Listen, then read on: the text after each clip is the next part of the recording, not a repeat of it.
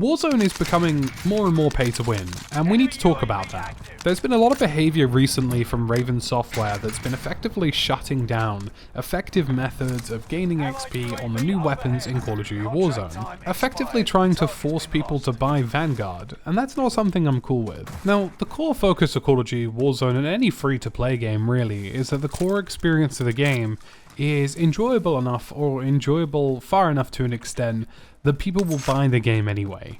You know, people will purchase items in the game, people will, buy any add-ons that they can get, or any skins, or whatever other content comes their way.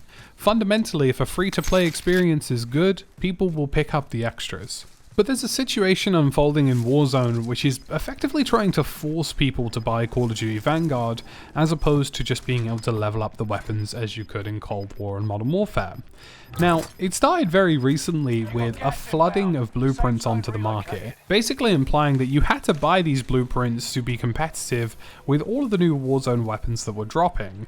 And there have been more updates in terms of cosmetics than there has been for pretty much anything else in the game at this point.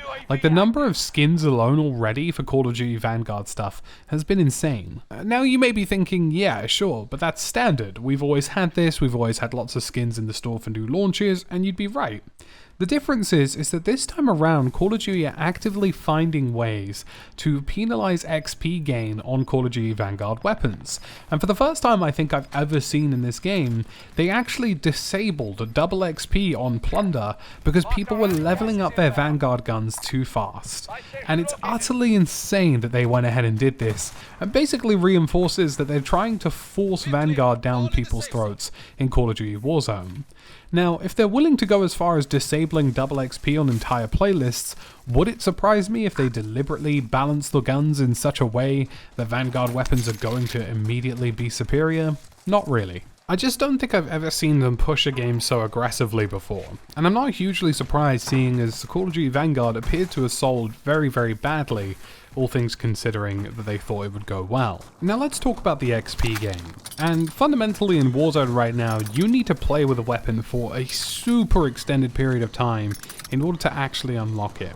So like fully rank it up and get all the attachments you need to be meta competitive with any of the new Vanguard weapons that happen to reveal good traits that could be part of the meta takes an extreme amount of time. I play this game pretty much every day as a content creator, and I've only leveled up a handful of guns. And if you're a casual player who only plays this once of an evening every once in a while, there's pretty much literally no way that you can catch up to the competition without outright purchasing it for yourself. And I just don't think that that's something that should be part of Call of Duty Warzone, and I think it's something that's being far too aggressively pushed on the back of poor sales for their AAA title. I'm pretty sure we saw Raven Software push multiple updates about XP gain far before they pushed updates about critical issues wrong with the game, and they fixed and acknowledged issues with XP gain far before they've even acknowledged the fact that most of the console player base at the moment doesn't want to play the game because it's broken. I think it's time we finally address this as a pay-to-win element of Warzone, and the fact that they're pushing this so heavily is something that I don't feel comfortable with, and something that I feel as though is finally lurching in towards the region of just flat out being pay-to-win for the sake of being pay-to-win. Call of Duty Warzone is a standalone product that needs to be treated as a standalone product. The more enjoyable the game is, and the more interesting they make fantastic bundles for the game, and they, spice things up with limited time events, the more fun people will have, and the more cosmetics they will purchase, more than they will purchase anything like Call of Duty Vanguard. I think it was important to make this video and talk about this just because this is the first time in my opinion it's been this aggressive. Warzone had a relatively easy XP gain for Cold War weapons and for Modern Warfare weapons, and I felt like I could level up a Cold War weapon in the space of an hour, probably less so if it was on double XP. But that's not been the case for Vanguard, and it appears as though for now to the eternity of time, they're going to refuse things like double XP for plunder, so you can't level up your weapon quickly, and you can't get into the Call of Duty Vanguard meta. And I think that's a very scummy tactic. And what good is integrating Call of Duty Vanguard if the vast majority of players can never enjoy or experience Call of Duty Vanguard weaponry in a way that's comfortable to them? If the majority of casual players who only play for a few hours of an evening or a few hours every weekend can't get into the rhythm of the game, then they won't care about your new map, they won't care about your new modes and things that you're doing.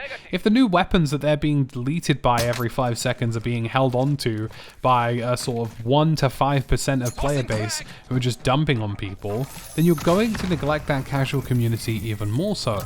And I think it's time people actually acknowledge the fact that this game has to cater to such a wide audience and shouldn't just cater towards such a high percentile skill and time percentage. I see so many people in the regular quads version and trios version of this game running around with Vanguard weapons that they've picked up from the floor, or just running around with Cold War or Modern Warfare weapons because there's nothing else that makes sense.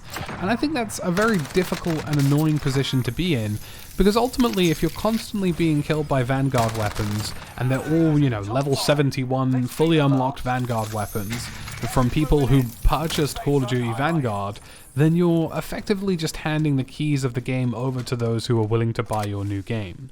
And I think it's going to turn a lot of people off of Call of Duty Warzone. So folks, that's about it for this video today. This will be my last pretty much until a couple of weeks from now, like end of year sort of thing. I just wanted to talk about this topic before we go into the new year because it's something that's starting to bother me quite a lot with the game and something that I felt was worth talking about. As always folks, have a lovely Christmas, we're on the road to 100k, and I'll catch you in the next one.